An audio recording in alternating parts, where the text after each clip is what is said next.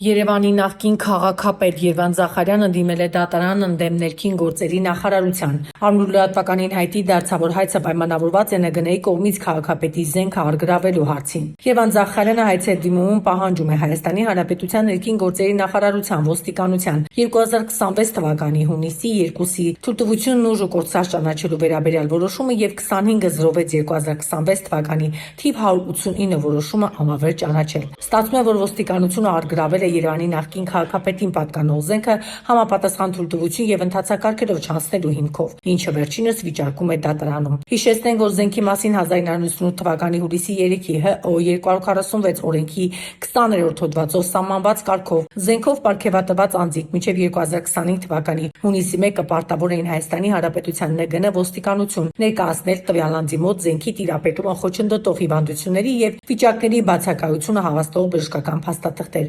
ինչպես նաև զենքի հետ կապված անվտանգության կանոնների իմացության տեսական եւ գործնական քննությունները հանձնելու մասին փաստաթուղթ։ Սահմանված փաստաթղթերը չներկայացնելու դեպքում զենքը Հայաստանի Հանրապետության ՆԳՆ ոստիկանությունը վերցնում է, մալում եւ վերադարձնում տիրոջը։